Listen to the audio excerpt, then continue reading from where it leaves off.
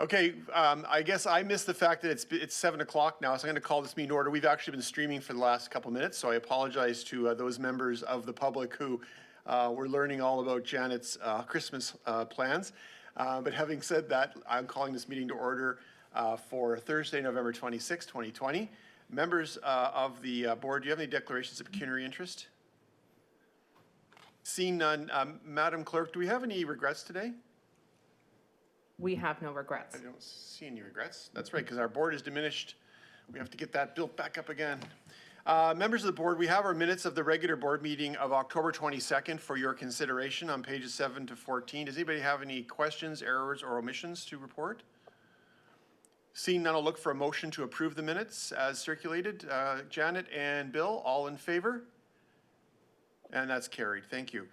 We have 3 items on our consent agenda today. We have item number 1, which is status of outstanding board reports. Number 2 is the Ontario Public Library Key Board agenda items.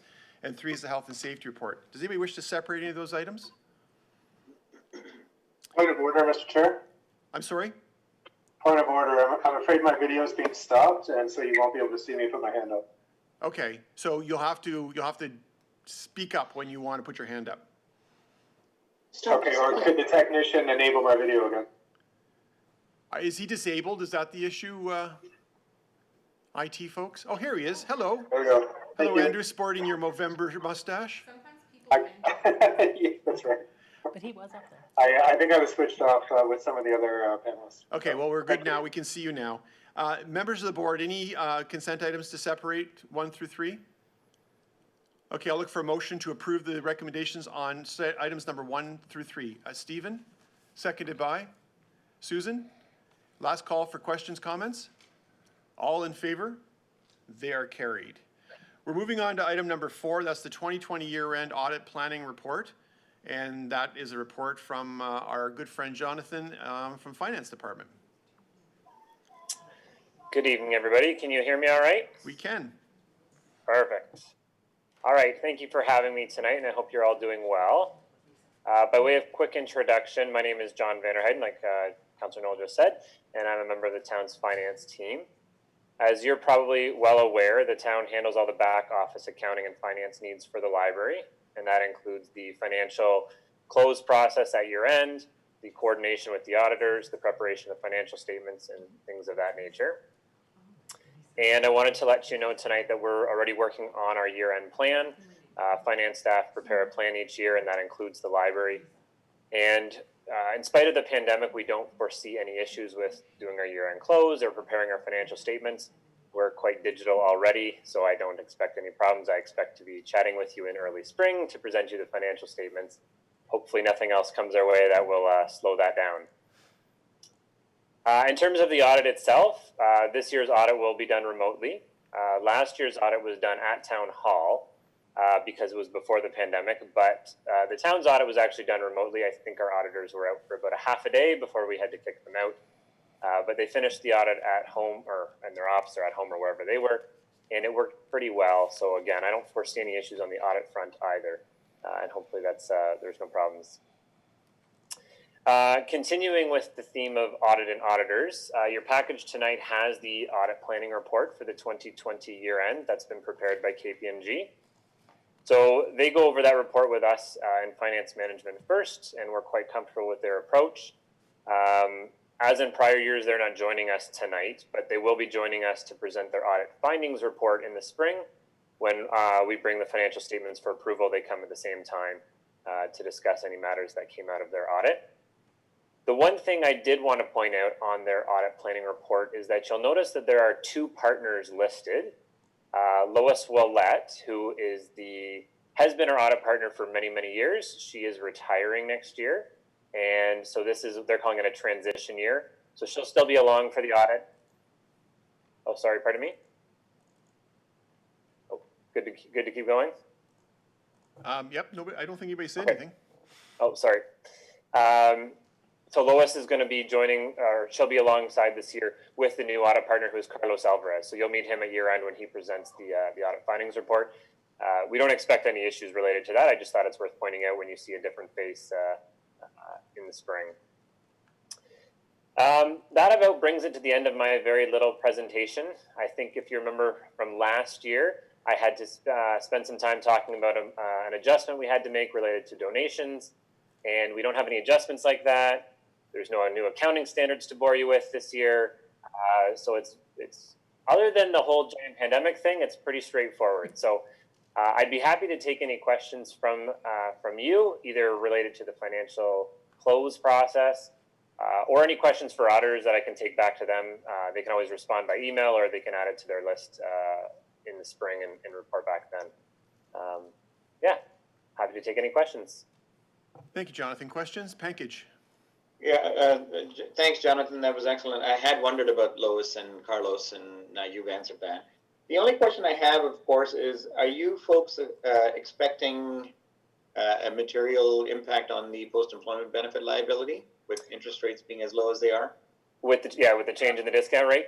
Yeah. So I'd already reached out to our actuary to ask that very question. I've heard we use two different actuaries at the town. I haven't heard back from the one that we deal with specifically for the libraries item, but the one that we deal with at the town for the WSIB one, he reminded me that the rates have changed a lot in the short term, but they tend to use like 20 and 30-year rates, which he said haven't changed enough. Again, this is for the WSIB for the town, but he said when you amortize it in over your URSAL, Your life, yeah. Yeah, exactly. You got it. He said you're talking about a very, very small amount. Okay. So he didn't think again it was material. I would expect the same answer from our actuaries for Yeah. Okay. the library stuff. But if that changes, that's something we're already looking at. So we'd make All sure to right. bring it to Thank you. attention. Yep. Thanks, Pankaj. Further questions for Jonathan? Stephen? My question is more just, and I don't want to take up too much time, Jonathan, but I was just curious. You talk about COVID, and a lot of what I do during the day is talking about people doing remote workplace. But could you just comment a little bit on the experience of working with people in that remote setting from an audit perspective?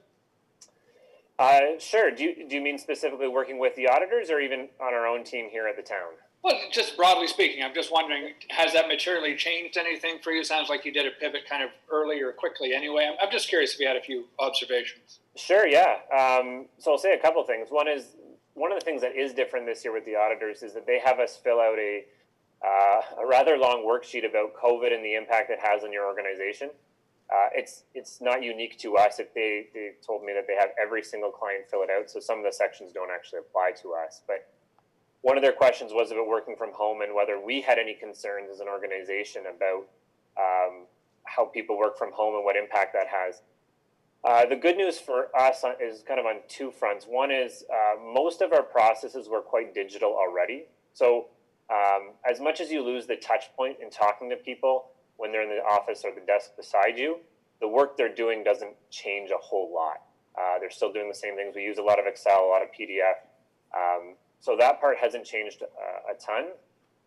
The other thing is, depending on the nature of the transaction, there's not a ton of true cash where people have to come in to make those payments. Obviously, for the library with fines, that's a little bit different, but those have gone away for this year, or most of them have gone away for this year. People still mail in checks and things like that, but that can be handled in kind of a batch process. You can, if you're in the office 3 days a week, you can pick up the ones that have come in. So some things have changed a little bit on that front. And then there's all kinds of little things, like we have, our Moneris devices, we got covers for them, but they're still Moneris devices. That's all stuff that we just had to navigate through, but nothing major on that front.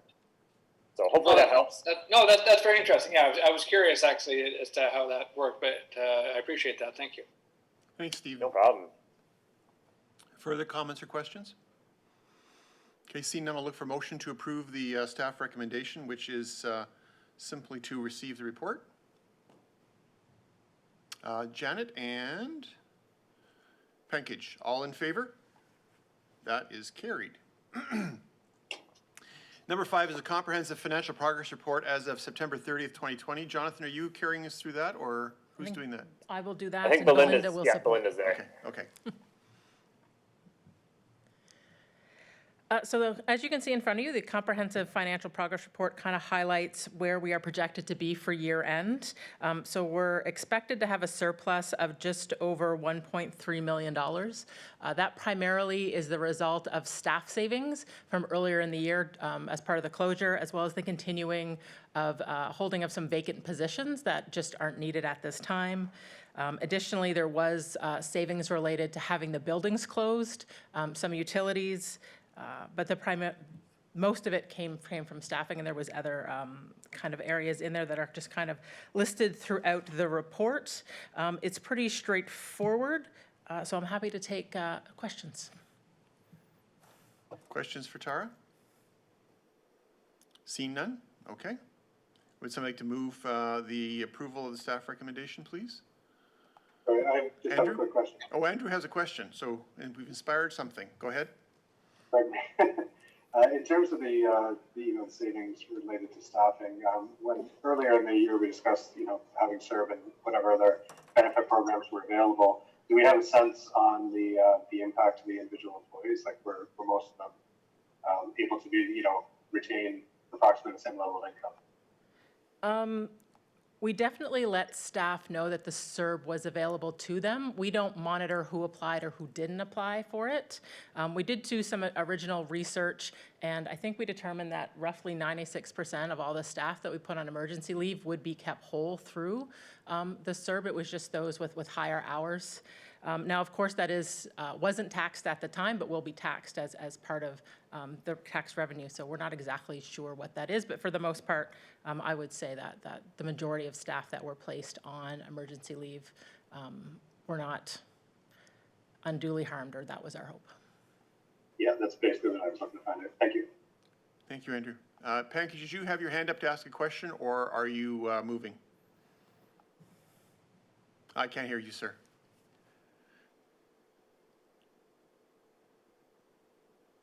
No, I was just going to move or second. I will accept your motion. Is there a seconder to that motion? Bill, thank you very much. All in favor? And that is carried. Item number 6 is the 2021 Oakville Public Library capital budget updated. So this is an item that the board is already aware of. I just brought it back to follow all the proper processes. So as I've informed the board, the master plan project slated for 2021 and was approved the last time this came forward has been shifted out to 2022. So that just changed our overall capital budget profile, and it's been removed.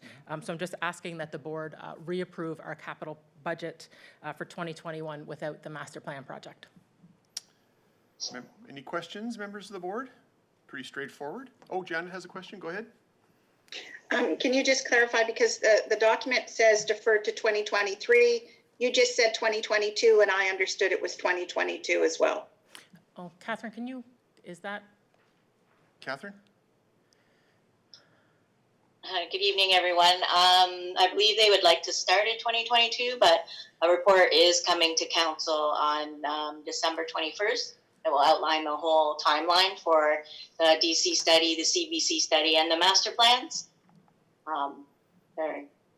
Basically, there's a timing issue, not really issue, but the region ran into a delay with the update of their official plan and the population update, so everything's being delayed a little bit. So they're hoping to start the master plans in 2022 in the last quarter, and then into 2023. Yeah. So any financial impact would be in 2023 still then? Well, the cost of the study would go into 2022 to get it started. Okay. That's my mistake, and it'll come back to the board as part of the 2022 budget process, and we'll have a much better sense of what that timing looks like at that point. Are you, that's all, Janet? Yeah, the document didn't line up, so I just wanted to make sure we were all on the same page. Fair enough. Would you mind moving this for me? Yep, no problem. Thank you. It's been moved, seconded by Stephen. Okay, all in favor? And that is carried. Okay, so we are moving items 7 and 9 around. So 9 is going to become, we're going to deal with 9 now and then go back in order and then deal with 7 where 9 is. I hope that makes some sense. So we're moving to number 9. Number 9 is the inclusion policy. Yeah, thanks, Jeff. And sorry for the confusion. It was only when I took another look at the agenda that I realized we should probably address the inclusion policy first. It is the overarching policy and does have impacts to the collection development and the programming policy.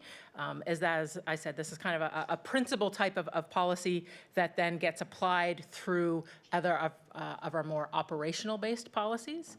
So the board, we've had a number of conversations about diversity inclusion over the last couple of meetings, and it's definitely been at the forefront of the news, as well as I think the majority of organizations. And it did bring forward the fact that OPL did not have an inclusion policy.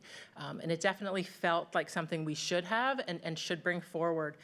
It is really just to ensure that as we build out services and products and interactions, that we apply an inclusive lens to everything. And also being sure that we properly define what inclusive means. When you think inclusive, a lot of us these days have very specific type of ideas about what groups that entails. And it's much broader than I think we originally think about. And a lot of organizations or groups sometimes get missed because you're looking at this group, but you also need to pay attention to this group, and also will help us kind of balance out and prioritize how to bring those forward to make sure that as we introduce, programs, that we are keeping an eye out on all the different communities in Oakville that we are impacting and might be creating barriers to access those services. So it definitely is designed to help guide the development of our other policies and procedures, as well as the corresponding services that they then themselves kind of create. So the team worked really hard on this. They consulted a lot of different other libraries, as well as different groups in the community that are going through a lot of the similar types of things, and we're happy to take questions or take feedback. Okay, questions on item number 9, inclusion policy? Okay, would somebody like to move? Jen, question or moving? A question. Go for it. So under purpose, which, I mean, I think it's a great policy, but one of the things that strikes me is that inclusion also means a feeling of safety. And I wasn't sure if your staff and you had a discussion about should the words safe be somewhere in here in terms of, the kind of environment we create. Oh, so, okay, we can take a look at that. Yeah, so that's food for thought. Thank you for the links to the Oakville Inclusion Lens. If those that have not had a chance to look at it, it's a terrific document. And my only other question is the Canadian the Canadian Federation of Library Associations position statement on diversity and inclusion it's dated 2008. Yeah, it is. They are looking at it again in order to provide an update. The Canadian Federation of Library Associations, and therefore our relationship to it, there is kind of a line to it, so we do feel the need to include it. But we actually, originally this had a date to it and we took it out because we want, when that gets updated, to kind of, we'll bring it forward to the board. And I think the board actually endorsed this policy late last year. And so we'll continue to update it. But I do know they are looking at it for sure. Okay, thank you. I'd be pleased to move it. Thank you. Would somebody like to second that for me? Seconder, Bill, thank you very much. Last call for comments or questions on this matter? All in favor? All in favor? Thank you. Hands? Yeah, that is carried. Thank you very much. So getting back on track, we're going to move to program development and delivery policy, which is item number 8. No, the collection development policy. Although we can do either one, I guess. Well, you asked me to switch 7 and 9. Yeah, we can do that. Okay. So let's do the program one. Okay. Program development and delivery policy. Absolutely. I am actually going to pass this over to Danica, Okay. who's Online? Right Oh, there. there she is. Hello, Danica. Hello. Hello. So I'll just introduce the policy, and then I'm looking forward to having some questions and feedback. So as you know, demand for library programs has increased in the last few years, and in the last decade, OPL has really expanded in its programming in terms of locations, delivery models, and the content. In 2017, OPL opened its first creation zone, which allowed us to deliver technological and creative programming that addressed the needs of the information and digital age. And then most recently, in March of 2020, as you know, OPL introduced virtual programming to provide social connection and learning in support of the Oakville community throughout the pandemic. The demand and growth of OPL's programming efforts does require a guiding policy to align the experience for customers, provide a framework for developing meaningful programs, and to maintain the commitment to OPL's values. So I will leave it for questions and feedback. Okay. Comments, questions for Danica? Stephen, go ahead. Yeah, hi. Thanks very much for this.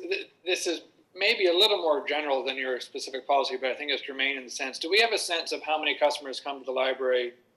And I'm not suggesting we ask them this reason. I'm just wondering anecdotally. Do we know how many people come to the library because they have no other access to any virtual desktop otherwise? Is that a sense, or are they coming here for lots of other reasons, including access to Wi-Fi and that kind of thing?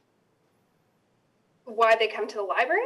Well, I'm just wondering, do we have people who come simply because they don't have capacity, digital capacity at home whatsoever, and this is their outlet? Thus, if they lost that, they would have nothing. I'm just wondering.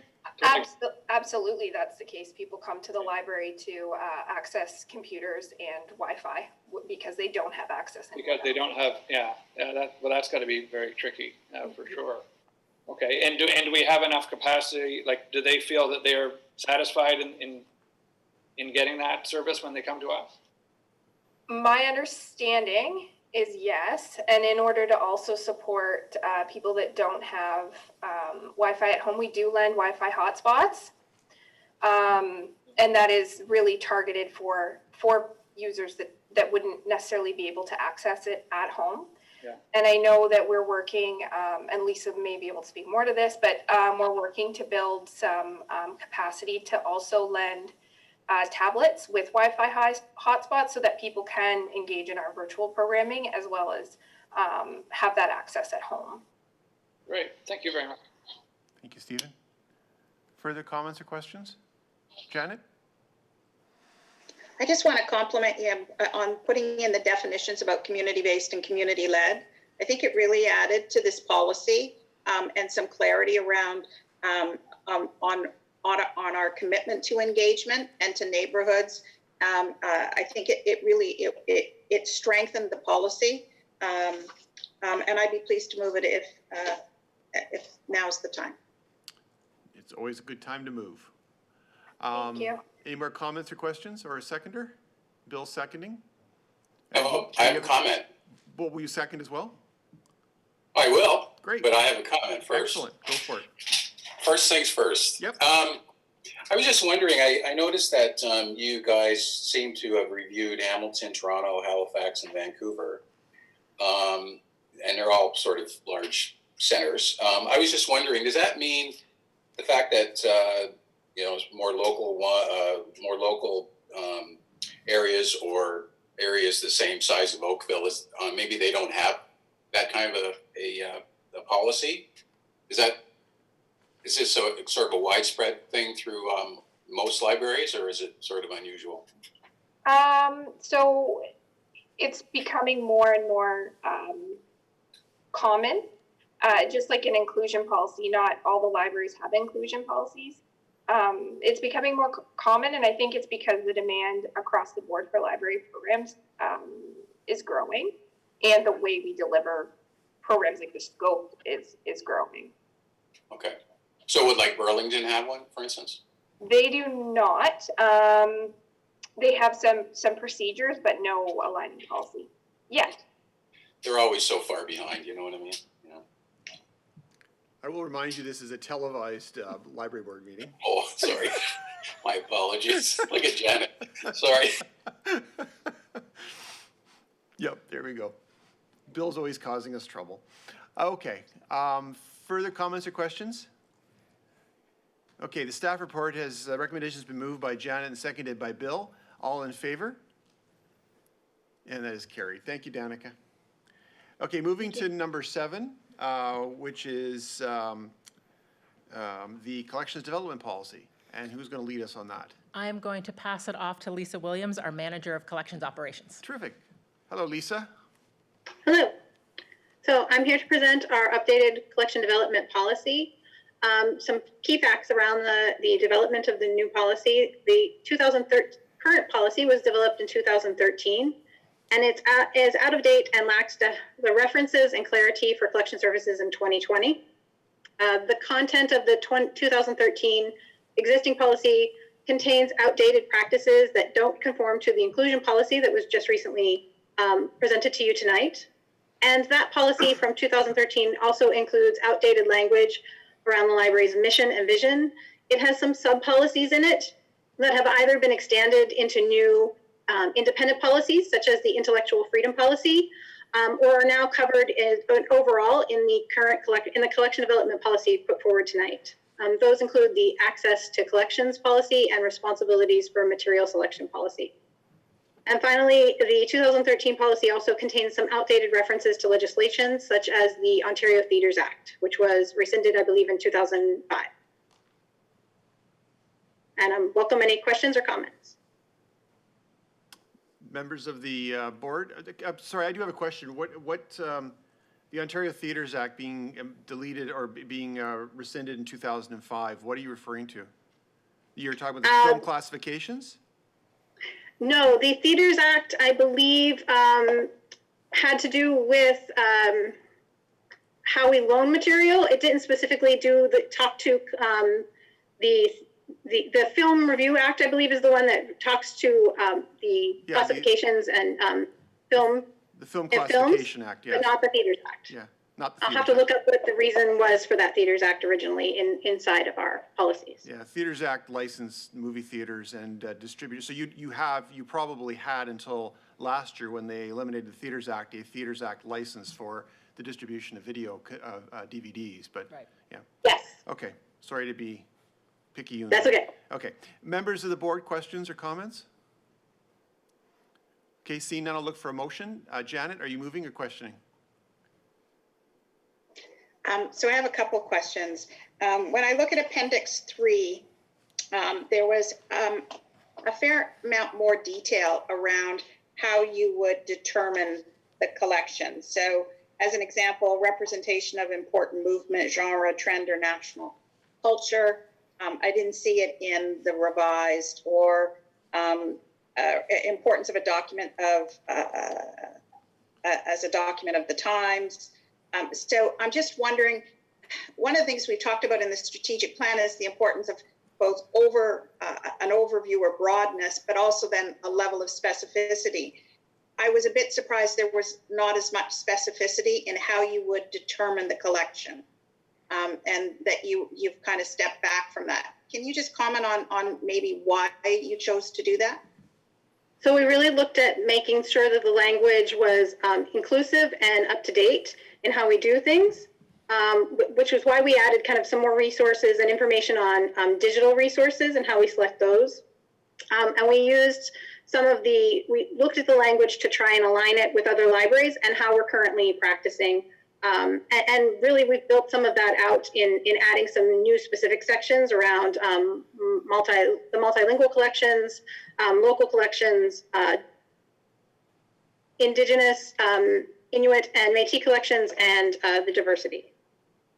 So I love all that, and I think those are all great additions, but I still go back to what you've got in terms of the selection guidelines, starting on page 2 and going over to page 3 in the policy.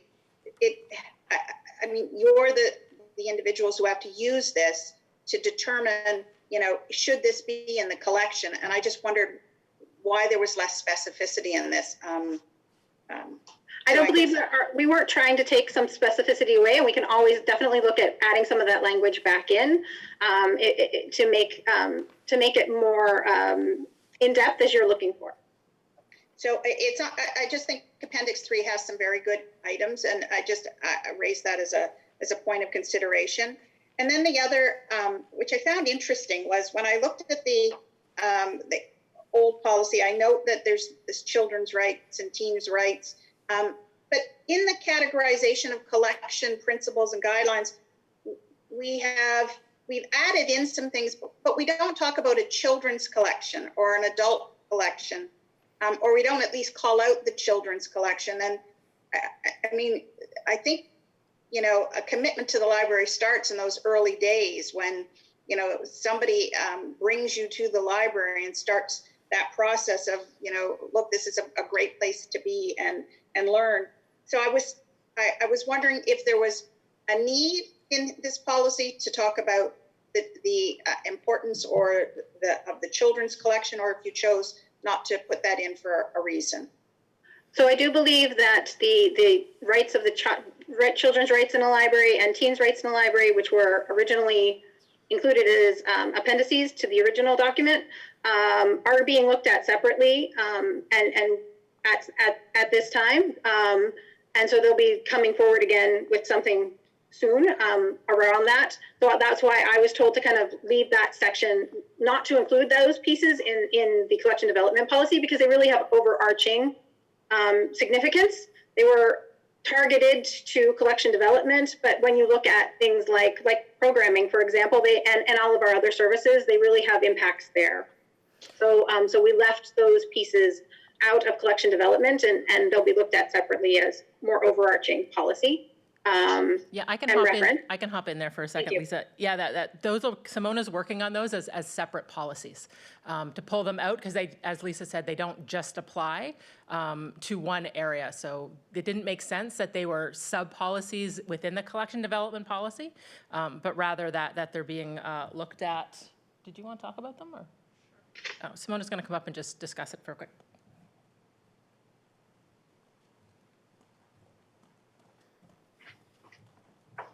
Good evening, everyone. So yes, just to provide some clarity, a lot of libraries have the children's rights and the teen rights policies in. They have them independently. For the most part, they are support statements of the Ontario Library Association statement. However, some of the newer ones provide more in-depth information. So what we realized was that although on our website, they are listed separately. They were actually included in the collection development policy, and that didn't come to light till actually Lisa was reviewing the policy and working on it. But they were actually listed separately on our website, and it was on our to-do list to review those independently of the collection development policy. So when Lisa was bringing forward a revised collection development policy, it made more sense to completely pull them out of there. So they are currently still standing the way they are. They are posted on our website, but what we will bring forward to you in the new year will be revisions to those and more up to date, because as Lisa said, those are supposed to apply to everything we do. So that would be, programs, services, as well as collections, and not only be part of the collection development policy. So that is the reason why it's not included, but they're actually still on our website. So I want to make sure I heard you correctly. So the collection development policy is the overarching policy, and from your perspective, the children's collection, or how you would approach a children's collection, or as the purpose says, the principles and guidelines to assist you in a children's collection is not necessary here, because you're going to create a revision to the children's rights policy. Did I hear you correctly? So actually, the children's rights and the teens' rights would be more the overarching ones for how we deliver services to children and teens. And so those overarching principles would actually apply to how we provide collections to them, how we provide programming, and how we provide services. So at the moment, if you look at those the way they are currently listed, they're simply support statements of the Ontario Library Association statements. So we were looking at reviewing those to make sure they're up to date. I believe one of them actually got updated not too long ago, and actually bring them forward to you. So what we would bring forward to you would be applicable to both programs, services, collections, and so on. Okay, so, I mean, my personal view is, you know, we don't need to have policies for every single Right. element of, I mean, it's a bit of overkill in my mind, but I do believe that how you know, if I follow the purpose of a collection development policy, it should speak to how are you going, what is your intent around a children's collection and an overall collection? I get that. I mean, we've added tremendous quality to this this policy. I just, in my mind, it's not about a children's right. It's about how are we going to pull together how are you approaching building the children's collection over time? How are you approaching the adult collection over time? Unless I'm misunderstanding it. I hope this helps. We would use the same standards for children's collections as we would for adult collections. So there are no, there aren't any separate standards we use when we're looking at selection of material or maintaining of the collections for children versus adult material. And that's why we don't kind of separate the two in the collection development policy so that they both have equal standing. So Lisa, thank you for that. That actually just clarified it for me. So I come back to then, I really would encourage you to look at Appendix 3 because some of the specificity in there would complement the what you've drafted. But overall, I love lots of this. I think it really is quite helpful. Thank you very much. We'll be sure to take a look at that and include as you've requested. Thank you, Councillor. Further questions, comments? Okay, I'll look for a motion here. Will you move that, Janet? Sure. Thank you. Seconded by? I saw Pankage move, so Pankage. Further comments or questions? Last chance, I should say. All in favor? All in favor? Thank you. That is carried. That takes us to the CEO update, item number 10. Perfect. We're just going to bring it up. I do want to say thank you to both Danica and Lisa. They've both been working really, really hard on those updated policies. And you know, you're completely right. It's night and day, and we're really happy with the direction that we're going with them. Yep. Very good. So just hopping into the CEO update, we will start with a COVID-19 update. So Halton moved to the red control zone on November 13th. The move has had very little impact on our services overall. One of the key areas was to have a safety plan. So we basically took all our internal documents and made it an external safety plan that it's now available in all our branches in a paper copy as well as digitally.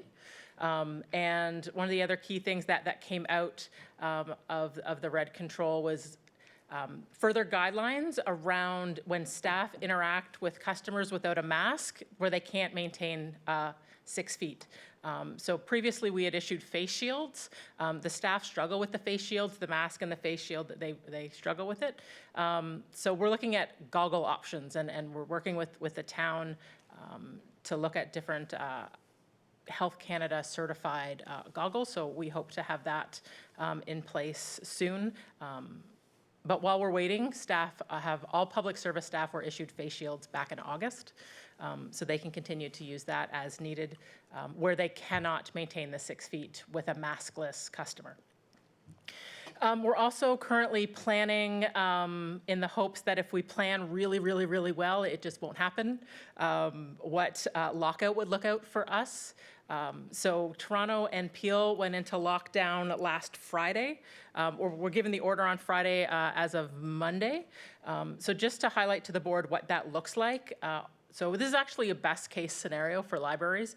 We're really pleased to see that the advocacy that we had been doing with the province paid off. So it allows us to continue to do hold pickup within the branch. So our current plans as they're being developed is we'll continue to offer the library takeout option as well as a drop-in option.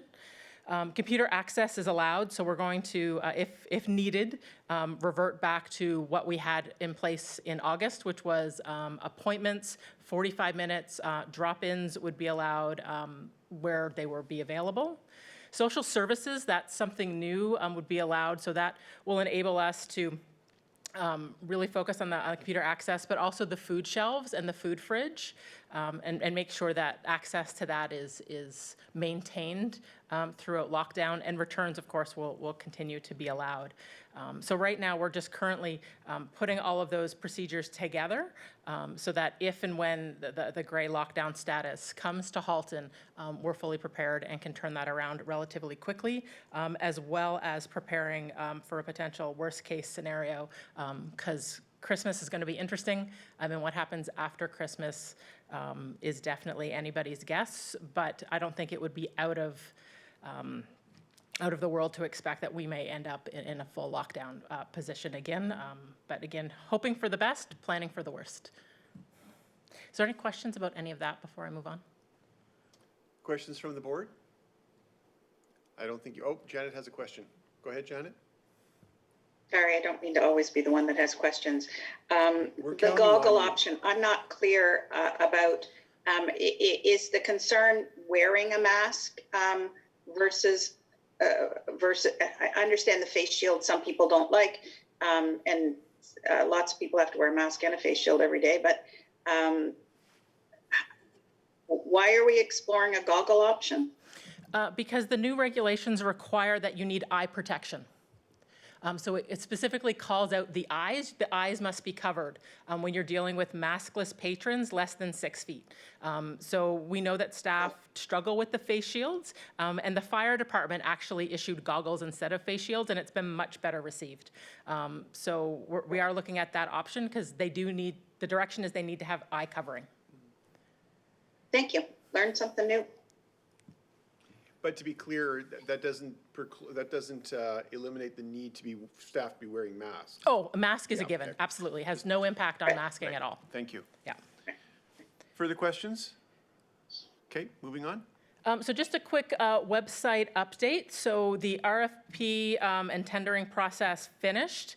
We do have a top bidder. We are currently in negotiations with that top bidder.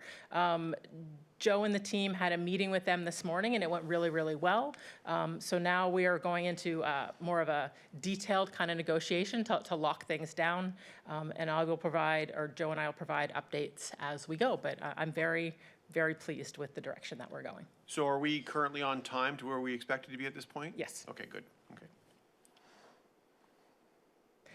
So staff engagement, you may have noticed that in the board report, I forget what it's called now, the upcoming outstanding board reports. I brought the staff engagement report back in January, if you guys can think back to that, with a number of short, mid, and long-term goals. And the board's feedback was to bring that back with SMART goals. I haven't done that to date. However, I am going to bring back that in Q1 of 2021. And it'll be more designed about where we currently are. But at the same time, I did want to talk a little bit about the fact that even though we didn't bring that report back, things have continued to happen around staff engagement. So we did have the pulse survey with the town in July, and we implemented a number of items at that time, and we continue to kind of use that as a guiding tool. We launched a product called Gusto, which has two parts to it. We use it in part for recognition in terms of, for example, long service, where people get a certain dollar amount. They can go on and they can select from hundreds of different vendors to get a gift card to, so they can self-select. But it also has a component in it for digital recognition, so that people can send each other comments and well dones. So we're looking to launch that portion of it in December. We've continued to host town halls. I had one last week, and do weekly communication to staff, as that continues to be, a number one piece to staff engagement is communication. Our long service awards or recognition, which we normally do as part of our staff development day in June, which obviously did not happen this year. We went virtual this year and had people record videos and made a really lovely kind of extended video recognizing all of our staff 15, 20, 25, and 30 years. So that was exciting for us. And again, I didn't realize I had it in here twice, but it is that important. Definitely continuing to do communication as part of that. But I will take the initial report that was primarily driven out of the focus groups that we had with staff late last year, and revamp it for what we're hoping to achieve in 2021. So I just wanted to give an update on that in case anybody was wondering. And then strategic planning, as the board knows, we had two pre-strategic planning sessions in October and November. One of the things that came out of the last one was the potential to, whether or not the board wanted to have maybe a mini session to revisit the mission, vision, and values prior to starting public consultation and then rebalancing it out. So if that is the board's desire, I can look at doing a targeted facilitated session for mid-January. But I wanted to bring back to the board for direction on how you would like to do that. And then in terms of us and next steps for us is that we are going to start probably early January, the environmental scan with bringing it to the February board meeting. And just a reminder, that will include, internal, external, as well as competitor market trends, and really take a look at what our data is telling us about who our customers are, what our retention rate is. That way we're really looking to take that information to help us identify public consultation. And what are the key groups and where are we seeing the gaps in what the data is telling us? And what do we need to reaffirm or question that focus groups or surveys can really help us get at. So the goal is really to bring that to the board in February and have a discussion about that, and then start the public consultation piece March, April, and then kind of go from there in terms of the actual development of the plan leading to an execution in June of 2021. So what is it the board's desire to have a session revisiting do you guys remember that portion? Yep. Yeah, we do? I think so. Members of the board, do you have any feedback on this? A board facilitated session in January, I think. January, right? yeah. Is that acceptable to everybody? I'm seeing no violent objection. I think it's a good idea. Okay, excellent. Okay, because it was just if you noticed in Glenn's notes, it was just next step. So I just wanted to confirm. Okay, the board can keep an eye out for emails for Christina, and we'll try and get that on the books in mid-January. We'll see where we are. The consultation piece is following the February meeting, correct? Yes. That's after. Okay, so the environmental scan comes first, and then we're going to move towards the consultation. Yeah, because I think we want to bring a consultation plan to the board for feedback. Yeah, excellent. Okay.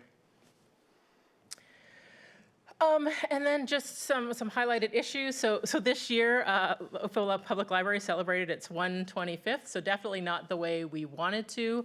However, we are going to recognize it. And this is, we're going to set it up a dedicated page. We're going to share different parts from our last 125 years. And then, just kind of bring it to people's attention, and hopefully, people will recognize how great it is that we've had a library that's been around for 125 years. Can I ask you a question? Yeah. So Oakville is an amalgam of two municipalities. In 1962, the township of Trafalgar was amalgamated into the town of Oakville. So when people think of the town of Oakville, when these planning things happen, they often focus on the original town of Oakville. They don't take into account the environment that actually makes up the vast majority of the land of what is now, or what has been since 1962. Right. Oakville. Have you in that planning, have you reached out to, for example, the Trafalgar Township Historical Society to get information?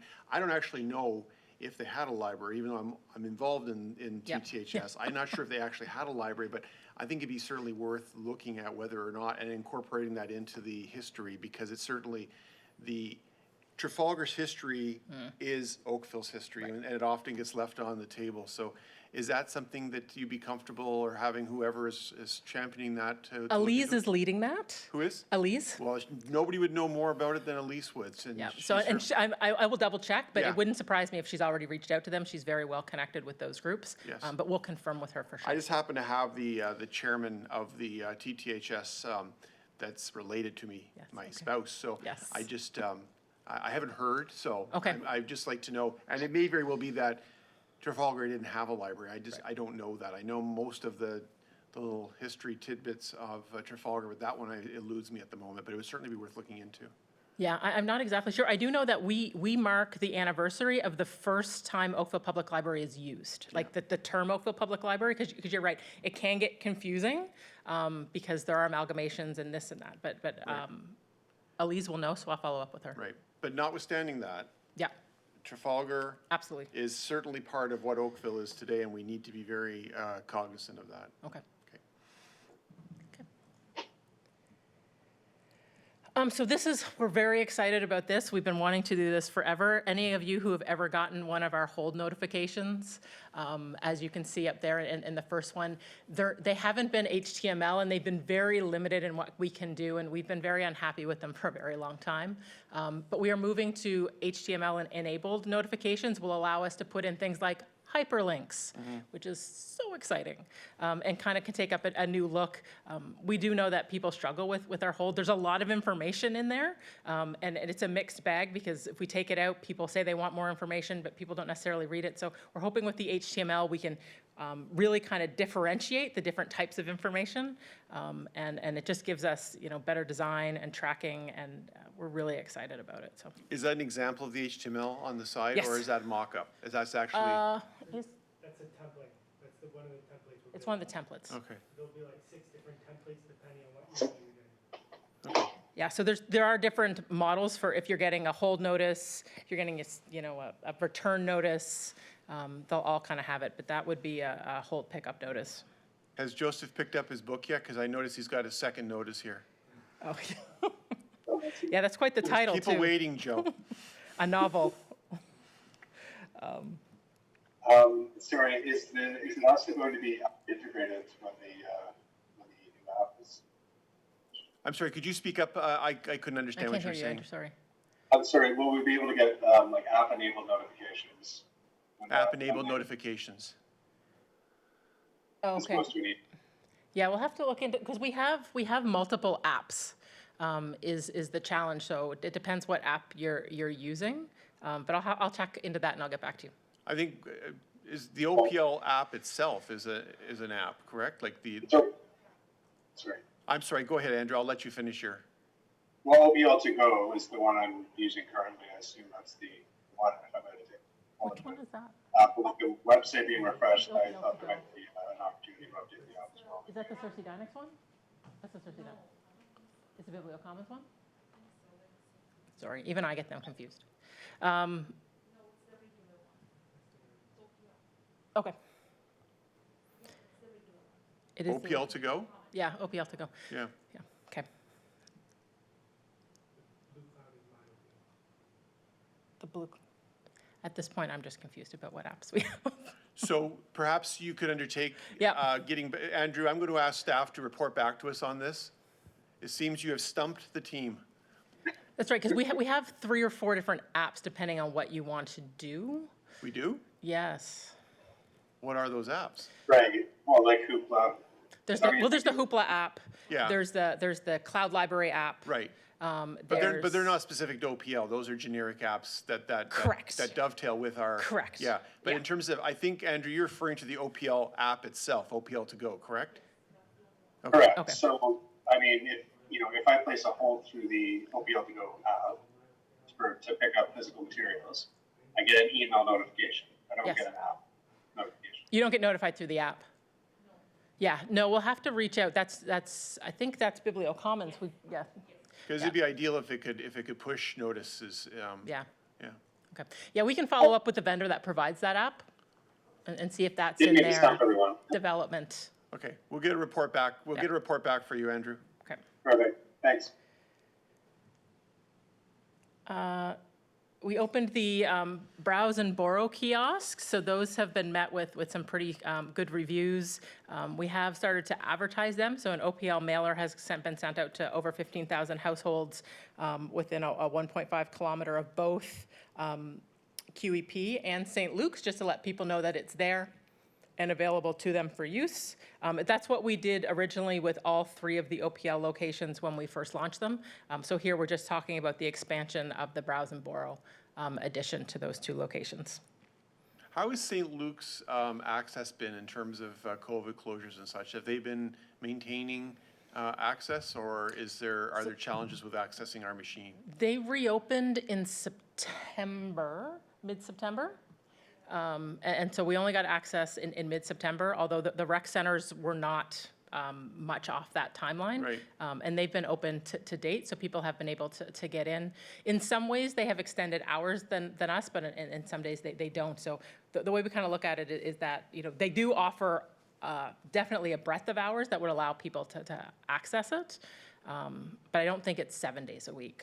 For example, where that QEP or 60 Mile would be. It's 6 days a week there.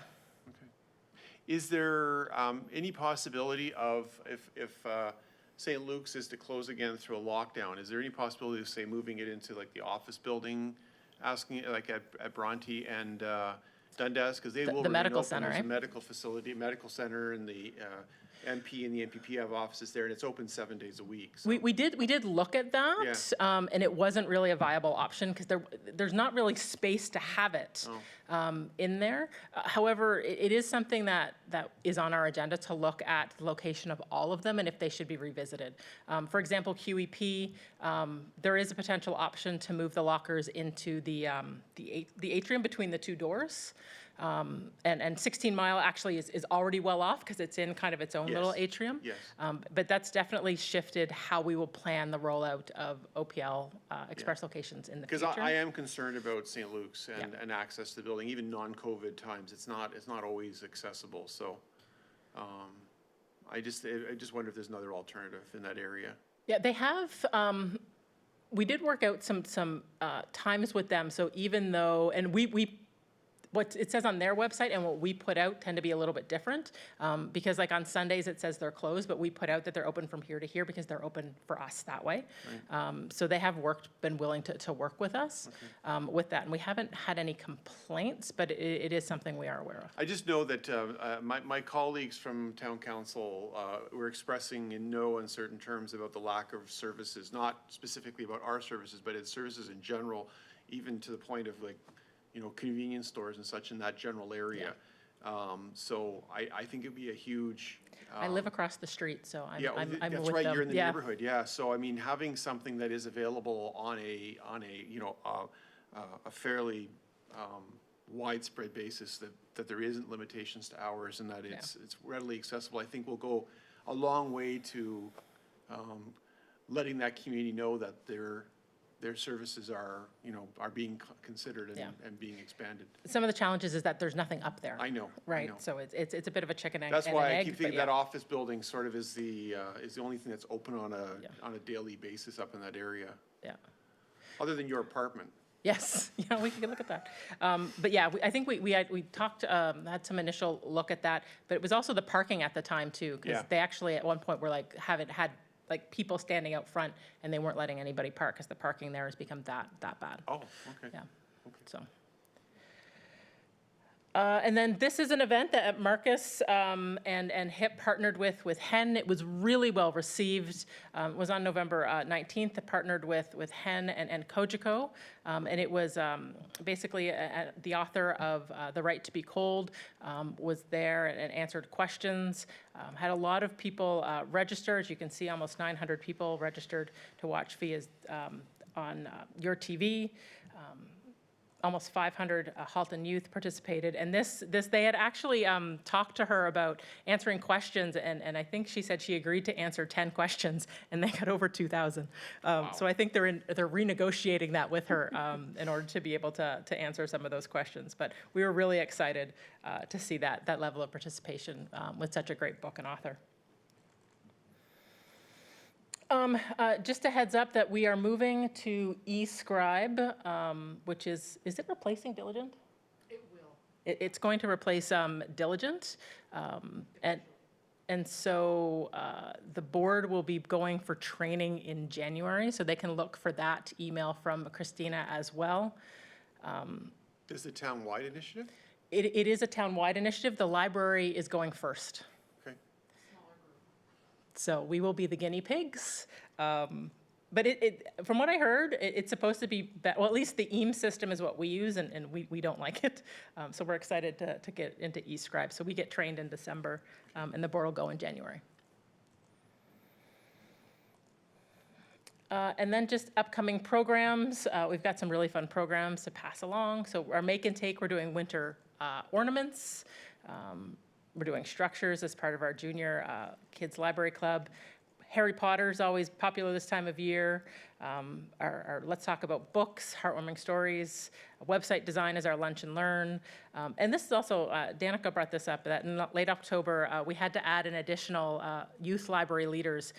We used to have a group called TAG, the Teen Advisory Group, and we really struggled with maintaining enough people in that group, which is why we were so excited that we had to add in an additional youth library leaders session, and now we're gonna hold 2 a month versus 1 a month in order to accommodate the demand. I will say from what I understand from Danica and Simona is that virtual has been amazing for our teen programs. They've jumped on board, and we've seen some real growth in attendance from teens, which is an area we've struggled with some of the virtual programs. So we're excited to build on that. And that is my last slide. So happy to take questions. Okay, thank you. Questions for Tara? Oh, okay, we have a couple. I will go with Andrew first, because I don't want Janet to always feel she has to go first. Thank you for the comprehensive update, Sarah. That's great. There was a mention of a winter recreation strategy in the board report as well. Is that something you can just address briefly? Oh, yeah, sure. So that was in the actual report that got sent out as well as a copy. So that is something that we worked with Recreation and Culture as well as Parks. It's a corporate strategy for the town that we partnered with. I think they taglined it, it's Snow Place Like Home. You may have seen it go out through social media and the press release. So the library is participating in a variety of ways, obviously our virtual programming, but we're also doing story walks. We're working with Parks to identify some trails. And then I don't remember if the board remembers, it was either last Christmas or the Christmas before, we worked with the downtown BIA on a story walk. You basically blow up picture books and the families walk and you kind of read them in the different storefronts. So we're doing that on several trails throughout Oakville this winter. And depending on how that goes, we can expand it out or kind of build permanent pieces to it. So we're excited to do that. We're also expanding or shifting, I guess, our sport lending program. So we do that through the summer.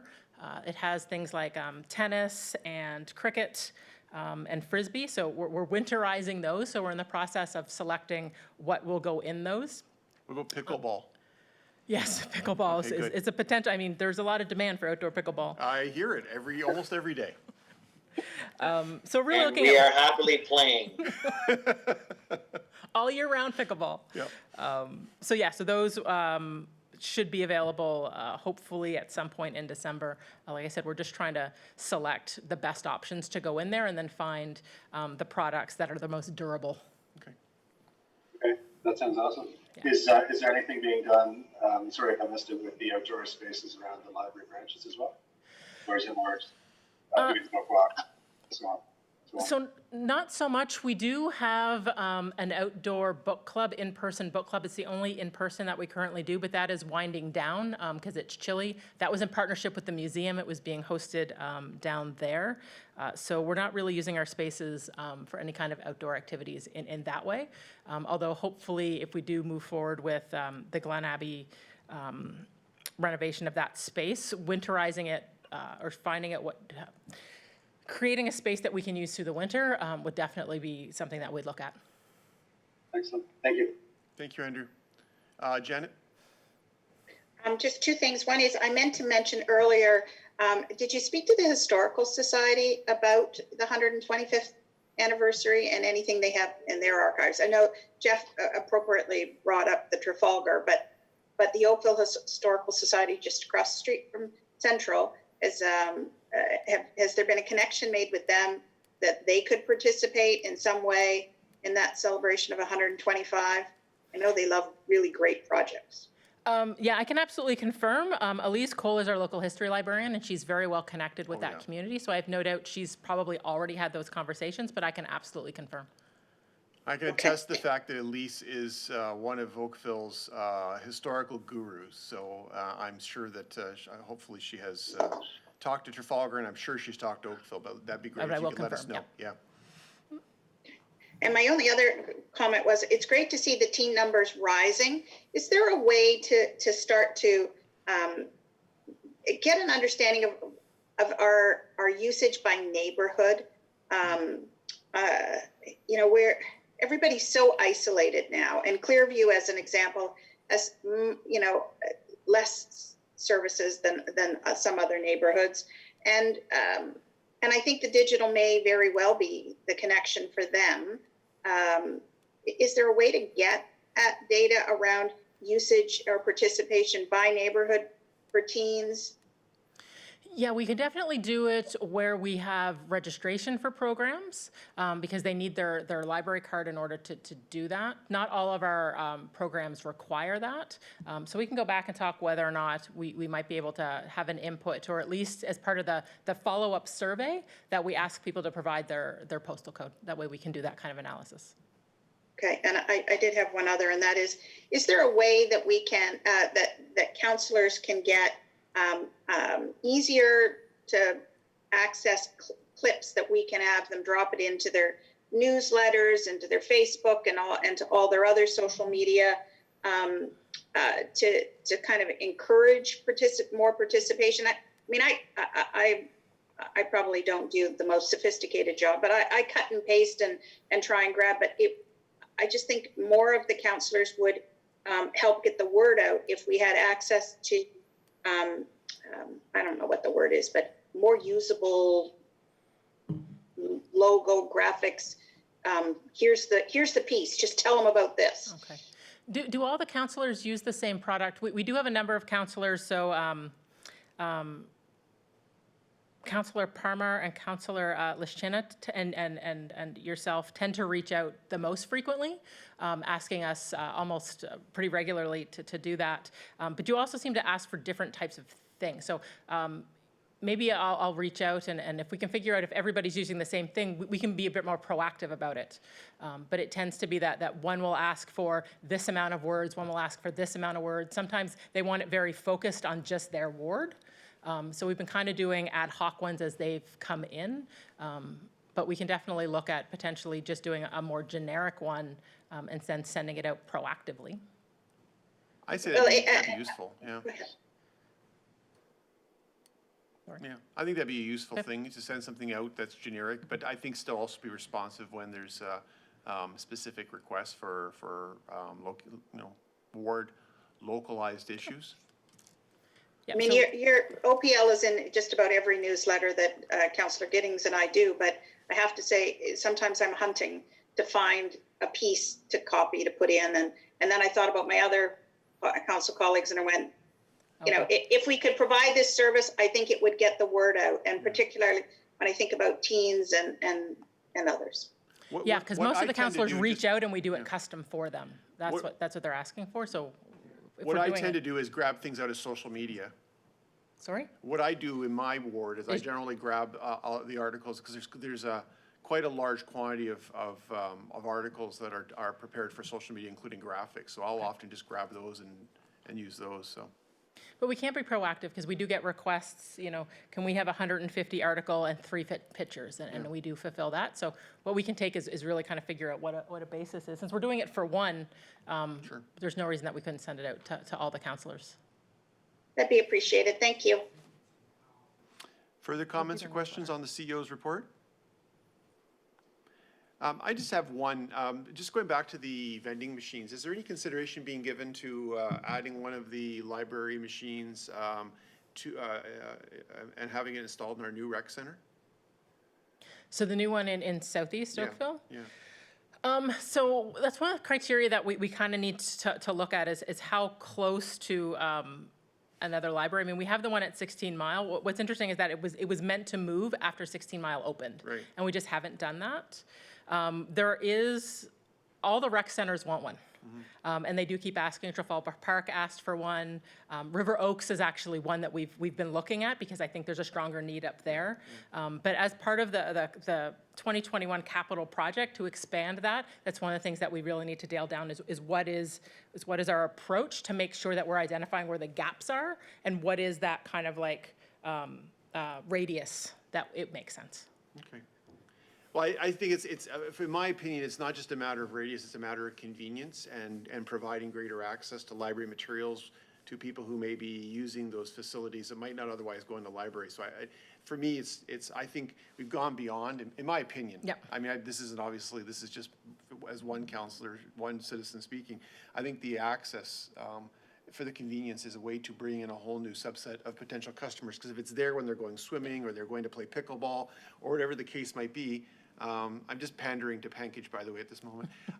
Then I think we're expanding our reach into the community. I know there's a bit of a capital hit on those machines, but it may be. Yeah, I mean, if we had our way, we would love to have them in all of them. We would have to create internal capacity for it. But even we've talked about Trafalgar Park. Trafalgar Park's been asking for it, and I think that definitely would meet some of the criteria, given that the neighborhood, the walking, some of the demographics in that area.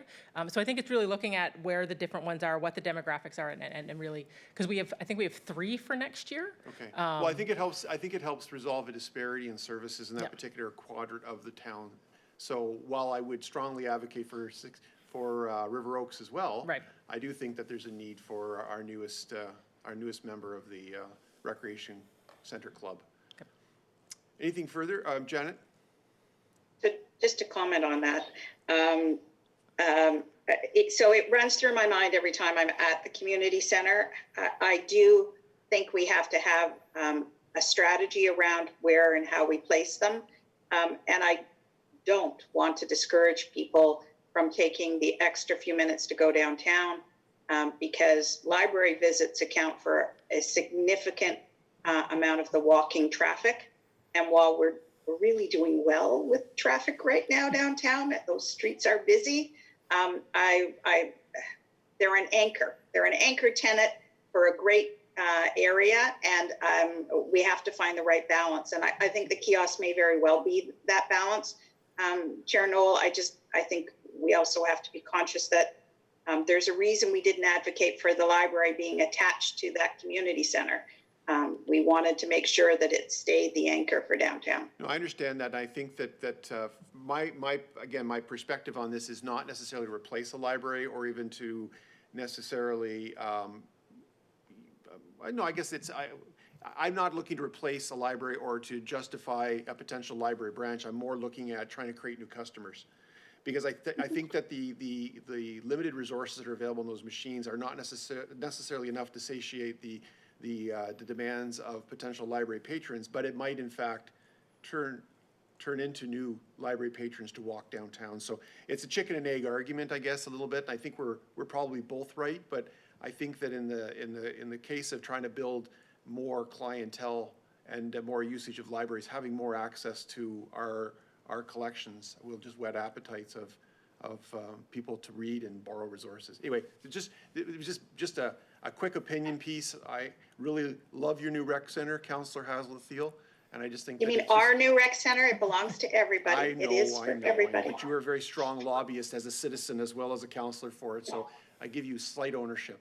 One 100,000th of ownership. But anyway, I think it's a potential worthwhile consideration. It is. Yeah. I'm done. The CEO is done, and I see Stephen's hand just went up. It didn't go up. It did go up? Okay. Can I get a report, a motion to receive the CEO's report, please? Andrew and Susan, all in favor? That is carried. Okay, we have one information item which does not require any kind of action from us except simply to acknowledge. Oh, it is to be received. I'm sorry. I couldn't remember what the clerk told me, but it's apparently we do not approve the schedule, we simply receive it. So if you'll turn your attention to item number 11, which is the 2021 board meeting schedule, I need a motion to receive that item. Bill, you look like you want to make a motion, okay, and seconded by Stephen. Comments or questions on that? I mean, does it, has everybody had a look at it? Does it look like it's reasonable in light of the circumstances? Nobody has an objection? Great. Okay, all in favor? And that is carried. Okay, members of the board, we do have an in-camera item that we have to deal with, and I'm going to be looking for a motion to go in camera for personal matters about an identifiable individual, including municipal or local board employees. But I do want to make an announcement for those folks who might be watching us on oakville.ca or on YouTube that this concludes our televised portion of the meeting. We will in fact not be coming back at the end of the confidential item. We've concluded all public items and there will be no motions, public motions as a result of the upcoming in-camera sessions. So thank you to everybody who's tuned in to watch and learn more about your library. We do appreciate your interest, and we'll see you next time at our next board meeting. And to members of the board, I need a motion to go in camera so we can actually facilitate that. Stephen and Susan, all in favor? Okay, that is approved. We are going in camera. I'm going to suggest that we take 10 minutes and reconvene at 8. Let's round it off and say 8:25.